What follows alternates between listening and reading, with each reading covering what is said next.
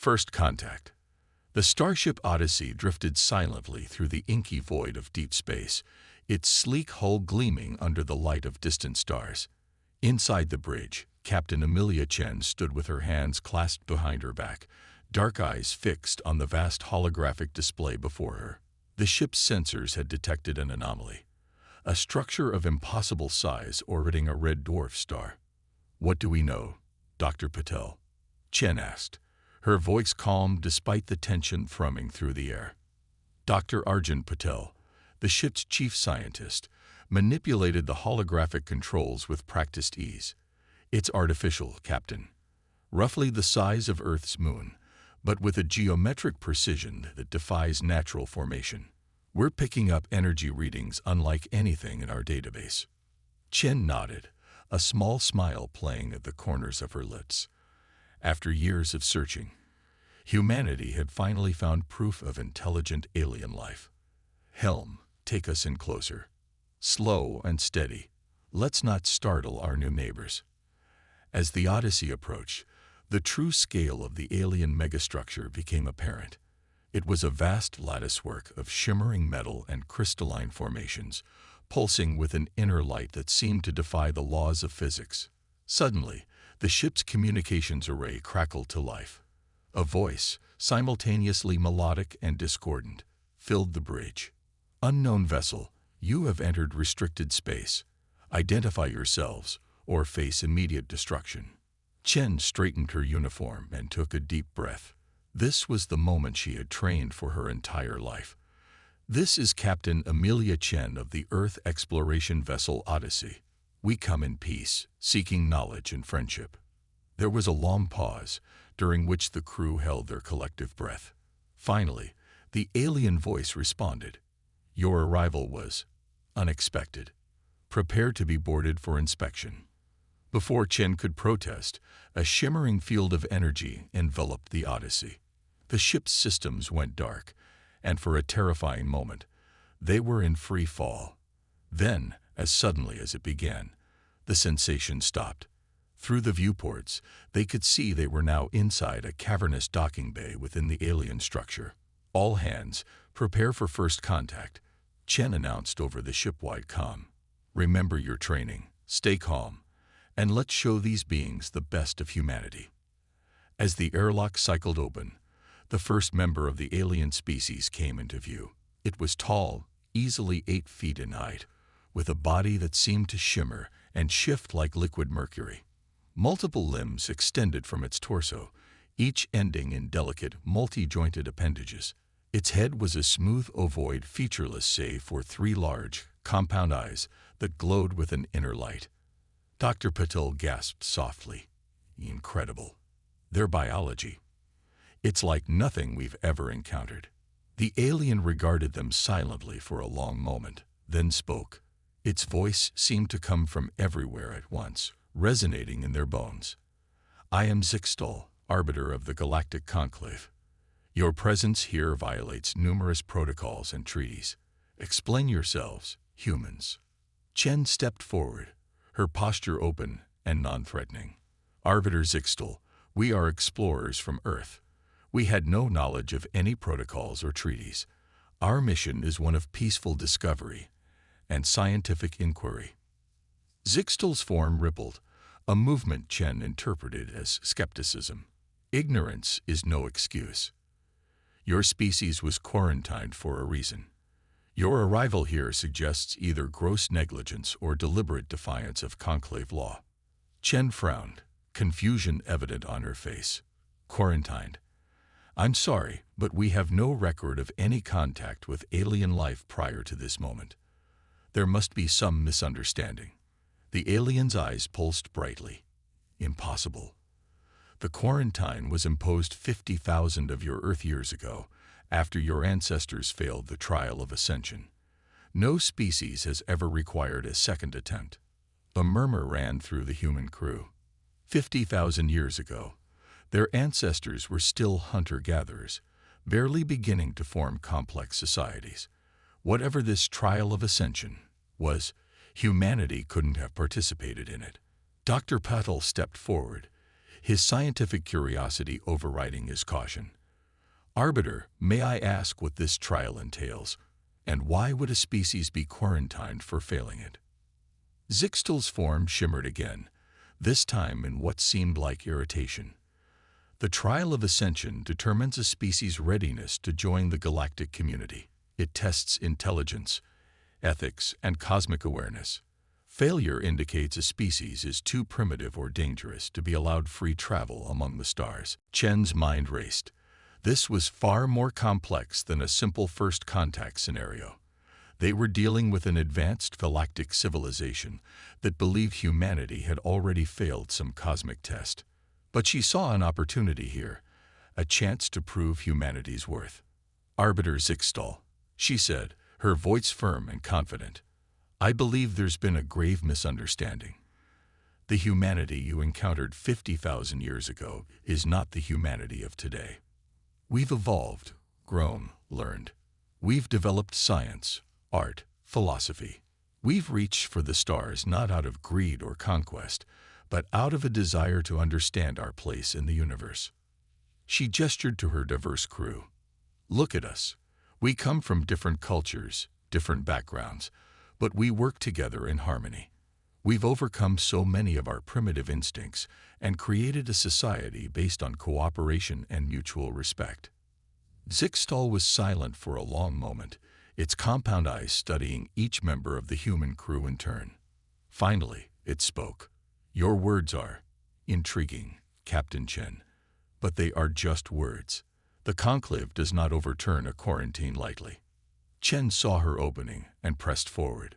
Then test us again, Arbiter. Give humanity another chance at your trial of ascension. Let us prove that we're ready to join the galactic community. The alien's form rippled in what might have been surprise.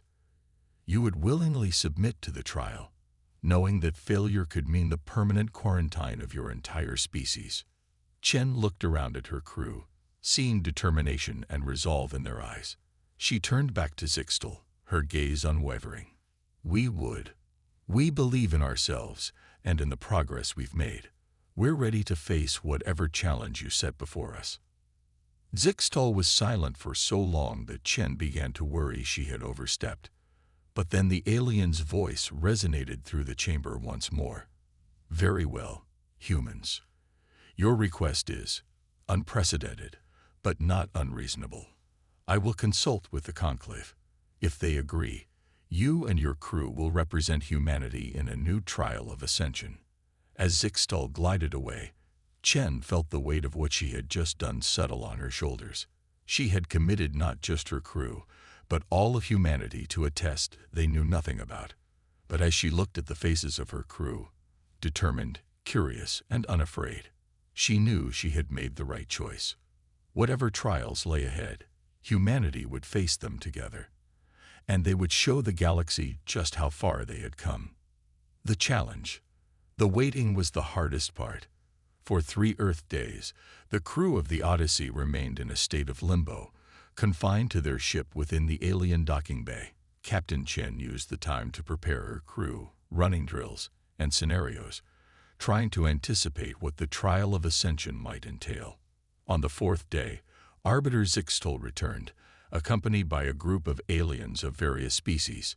Their forms were as diverse as they were fantastic, some resembling crystalline structures, others more like sentient gases contained within shimmering force fields. The conclave has deliberated, Zixtal announced, its voice reverberating through the docking bay. Your request for a new trial of ascension has been granted, but not without controversy. Many believe this sets a dangerous precedent. Chen nodded solemnly. We understand the gravity of this decision. Arbiter, we're prepared to face whatever challenges you set before us. Zixtal's form shimmered in what Chen was beginning to recognize as a sign of approval. Very well. The trial of ascension consists of 3 tests, each designed to evaluate a different aspect of your species' readiness for galactic citizenship. You will be tested on your scientific acumen, your ethical framework, and your ability to adapt to the unknown. Dr. Paddle stepped forward, his eyes shining with excitement. A test of our scientific knowledge. Fascinating. What fields will we be examined on? One of the crystalline aliens chimed in, its voice like tinkling glass. Your confidence is admirable, but misplaced, human. We do not test what you know, but how you think. The scientific challenge will push the very boundaries of your understanding.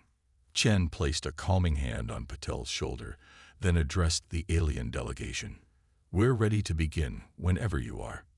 Zixtal nodded, or at least made a motion that seemed to convey agreement. Then let us commence with the first trial. Follow us. The human crew was led through a series of winding corridors, each more fantastical than the last.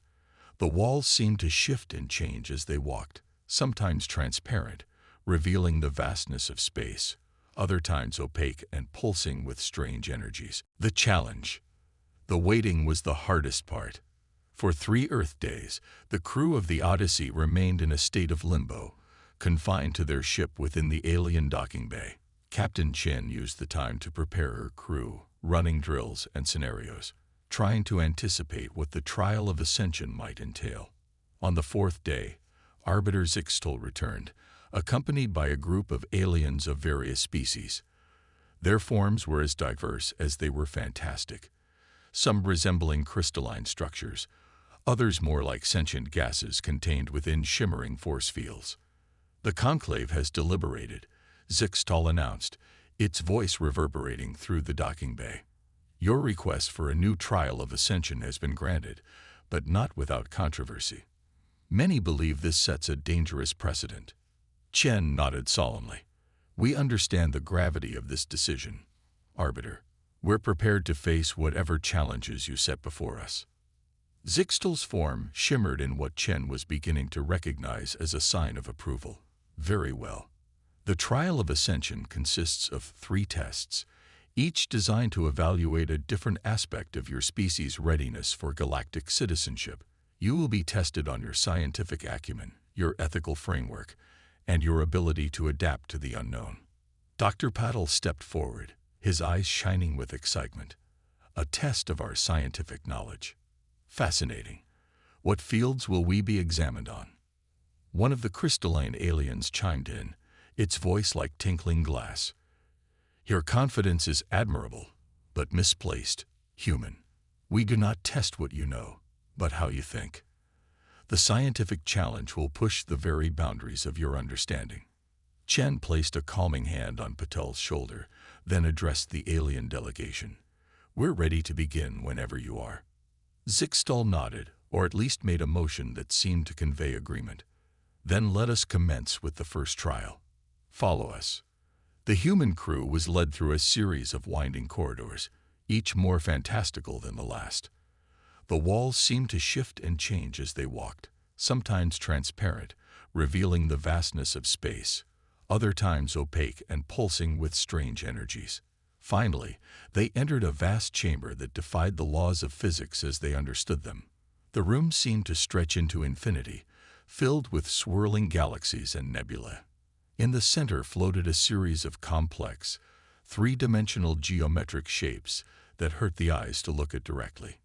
This is the Cosmic Forge, Zixtal explained, a simulation chamber that can recreate any environment or scenario. Your first test begins now. Suddenly, the swirling cosmos around them coalesced into a single point of blinding light. When the crew's vision cleared, they found themselves standing on what appeared to be the surface of an alien world. The sky was a deep purple, twin suns hanging low on the horizon. Strange, tree-like structures swayed in a breeze they couldn't feel.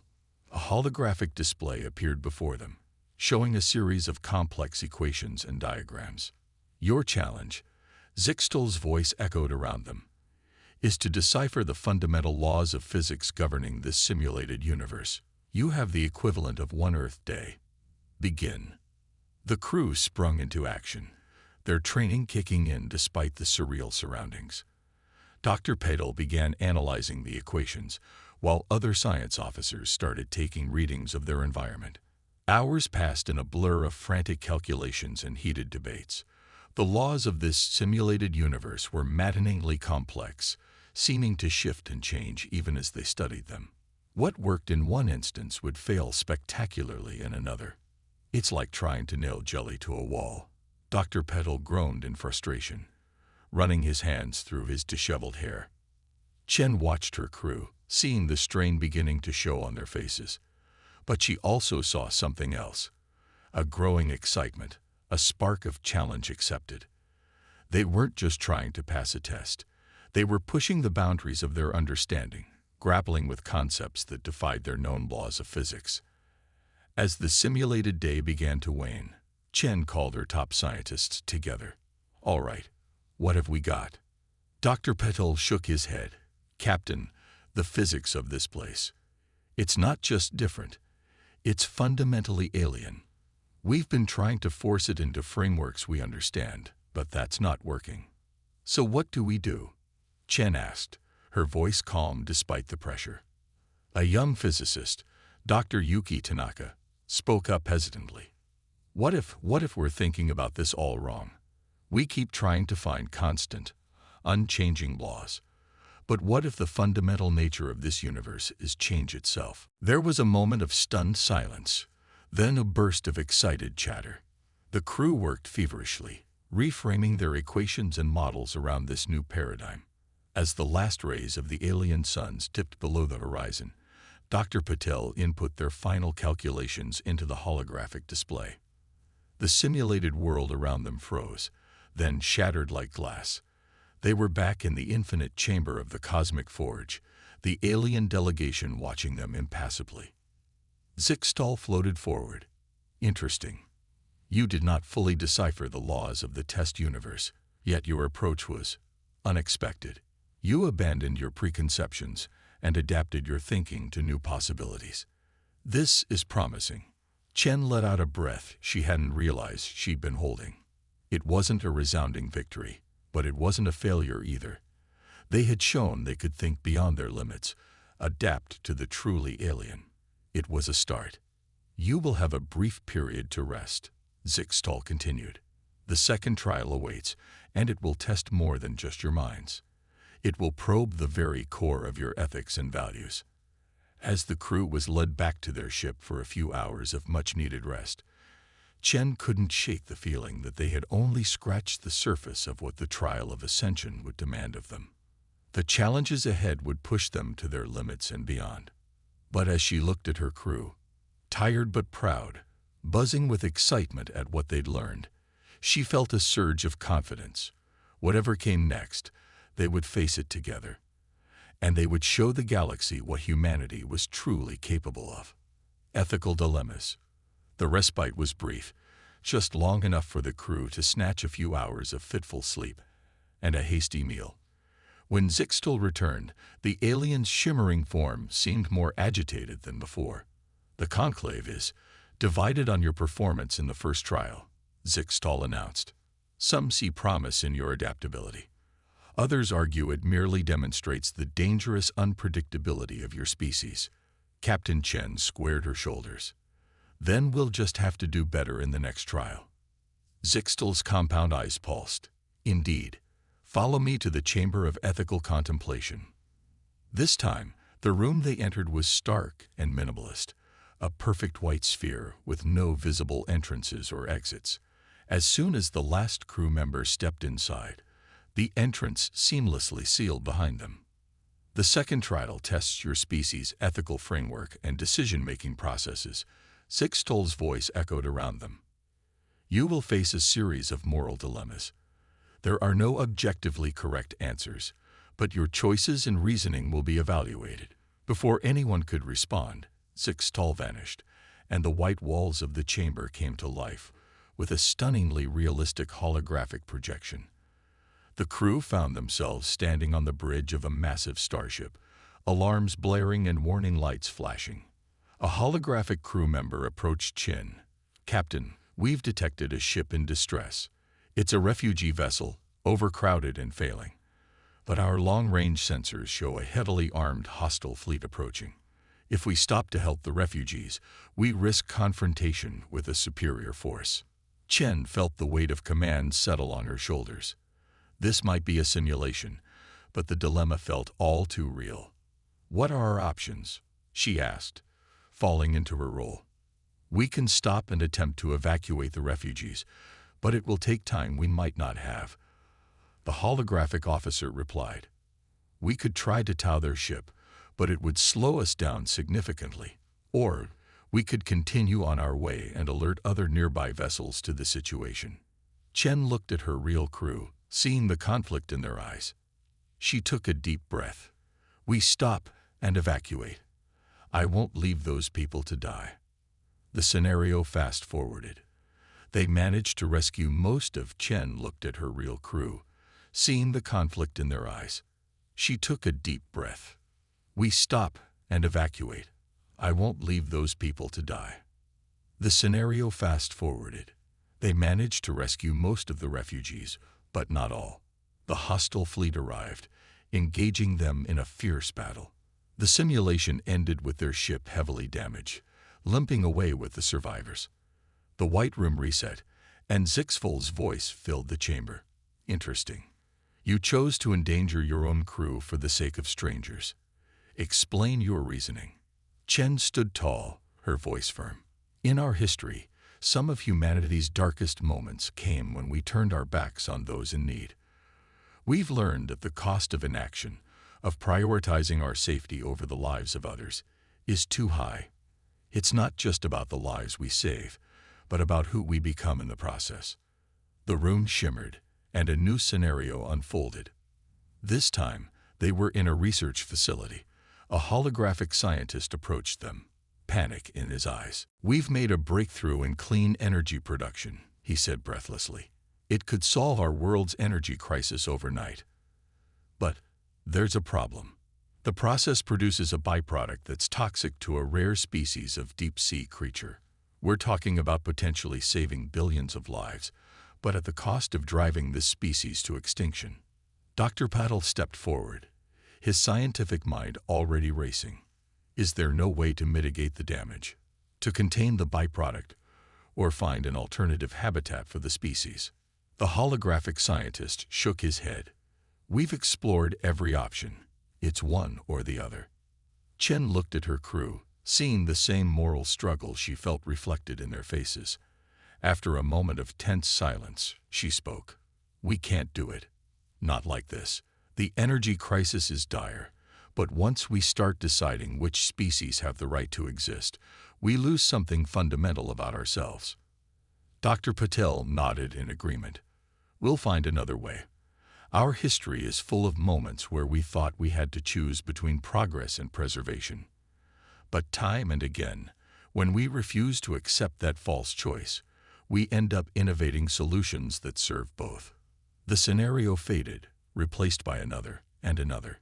Each dilemma was more complex than the last, probing the depths of human ethics and decision-making. Sometimes the crew was united in their choices.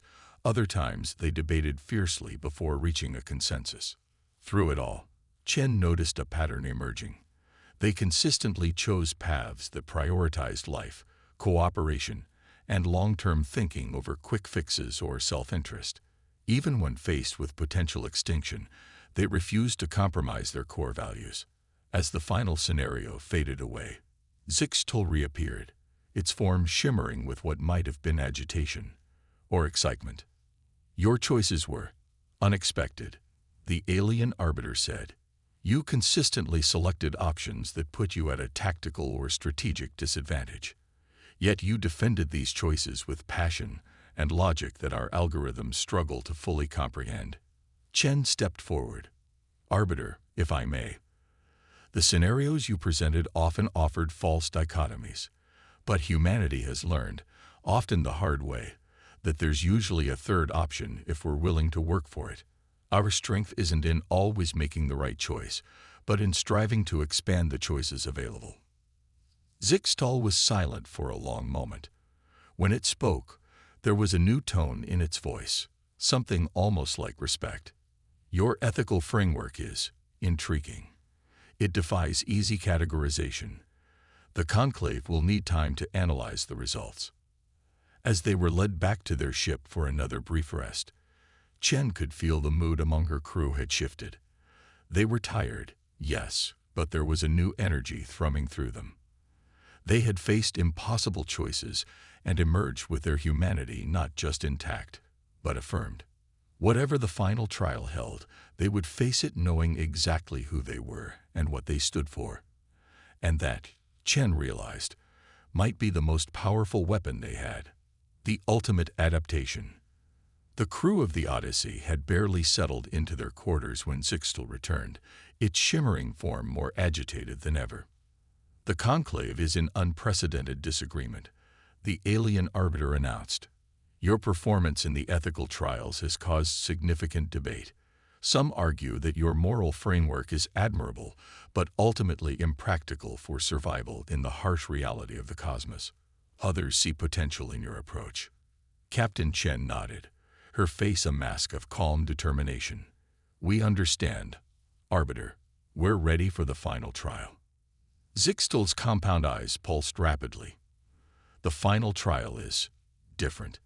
It will test your species' ability to adapt, to survive, to thrive in conditions utterly alien to your experience. Are you prepared? Chen looked at her crew, saw the mix of excitement and apprehension on their faces. She turned back to Zixtal. We are.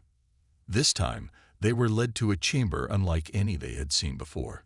It was a vast, circular room with a domed ceiling that seemed to reflect the depths of space itself. In the center was a raised platform surrounded by shimmering energy fields. This is the crucible of adaptation, Zixtal explained. It will subject you to a series of rapidly changing environments and challenges. Your goal is not just to survive, but to find a way to thrive in each scenario. Before Chen could respond, the energy fields flared to life. The crew found themselves transported to what seemed to be the surface of a gas giant. Crushing pressure surrounded them, and strange, balloon-like creatures drifted by on currents of metallic hydrogen. Incredible, Dr. Patel gasped, his scientific curiosity overriding his fear.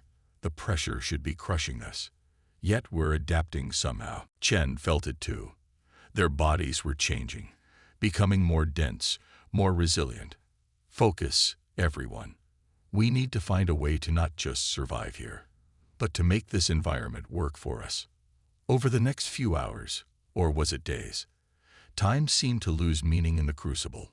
The crew faced a gauntlet of impossible environments. They navigated the currents of a living ocean planet, communicated with crystalline beings in a world of pure energy, and even experienced existence as patterns of quantum fluctuations in the heart of a neutron star. Each transition was jarring, forcing them to rapidly adapt not just physically, but mentally and emotionally. They had to constantly reevaluate their understanding of life, intelligence, and the very nature of existence. Through it all, Chen watched her crew with a swelling sense of pride. They didn't just survive, they thrived. In the gas giant, they learned to harness the metallic hydrogen currents for propulsion. On the ocean world, they developed a symbolic language to communicate with the native life forms. In the neutron star, they found a way to encode vast amounts of information in the tiniest quantum fluctuations. As the final scenario faded away, the crew found themselves back on the central platform of the crucible, gasping and disoriented, but alive and triumphant. Zixtal and the other members of the alien delegation stared at them in what could only be described as shock. Impossible, one of the crystalline aliens chimed. No species has ever the rate of adaptation. It defies all known models. Zixtal floated forward, its form rippling with agitation. Explain, how did you achieve this level of adaptation? Chen, still catching her breath, smiled.